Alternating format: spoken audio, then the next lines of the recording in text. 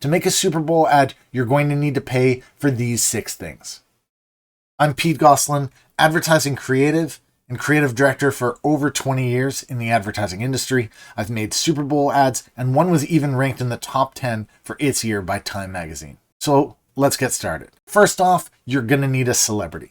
You throw that little bit of talent in there, and suddenly your funny spot is iconic, memorable.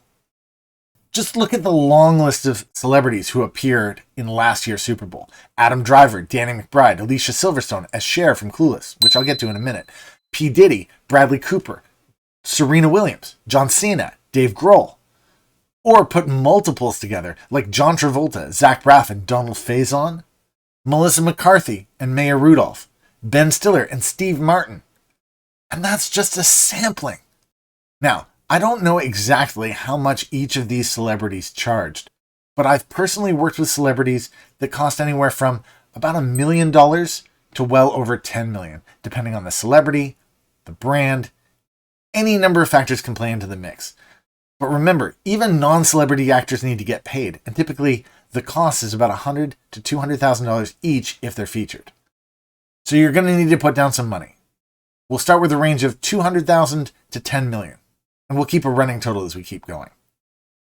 Number 2, characters. If you think it was expensive to get a celebrity, well, wait until I tell you about characters.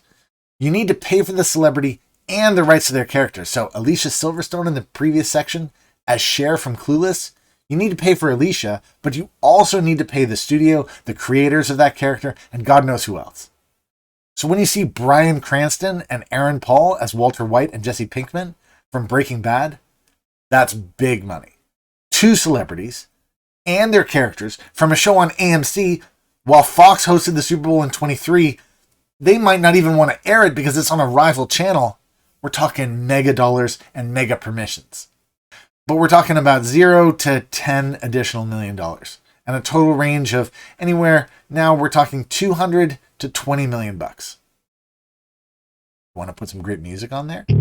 Well, great tracks cost money too. Again, there's a big range because you can put a library track for $1,000 and call it a day, or you can spend a couple $1,000,000 and get a banger, a big recognizable track.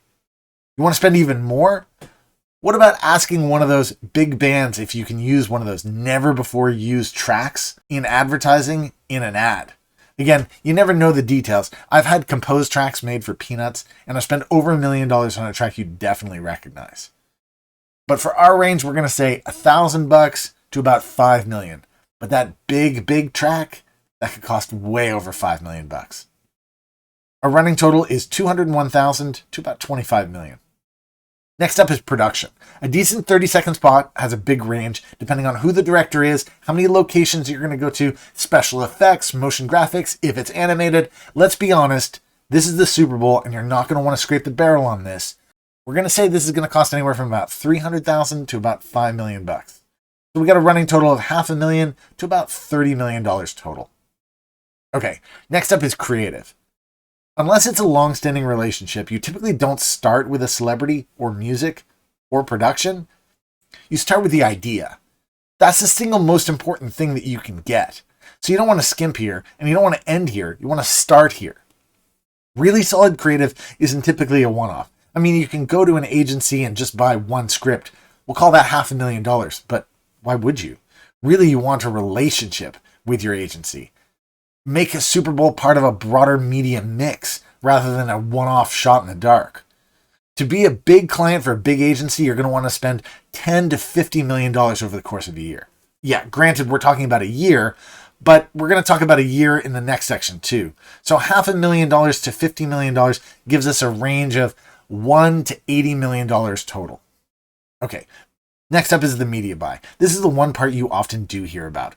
The networks will report this average record-breaking $7 million for 30 seconds.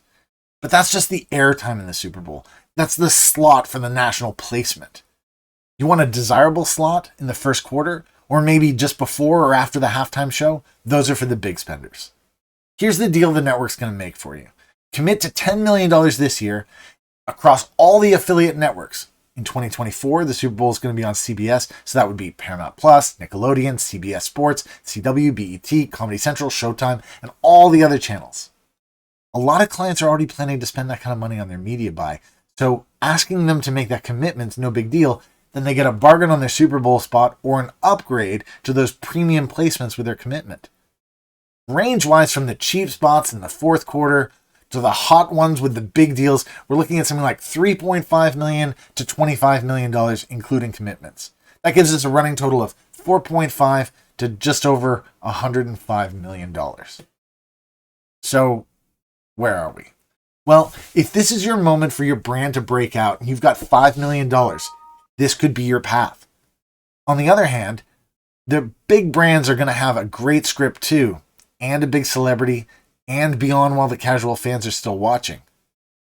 For that privilege, the chief marketing officer has dropped anywhere from around $10 million to something like $100 million. So there's a lot of pressure for them to cram it all into 30 seconds.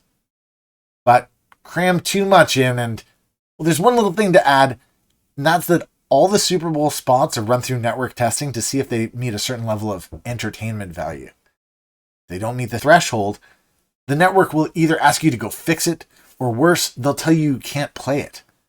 Imagine spending all that money and getting rejected because your ad is too boring. On the other hand, there's the chance that you could win the Super Bowl. Like actually be the conversation the next morning at water coolers across America. Better yet, be the conversation for the next year, or decade, or more. Because a successful ad can change not just the direction of a company, it can change the direction of culture. Please like, subscribe, share, and in the comment section, tell me your favorite Super Bowl ad of all time. Or just like someone else's comment, if they pick the same, but tell me why you love that spot. Thanks so much for joining me. I'm Pete Gosselin, and this is Ad Famous.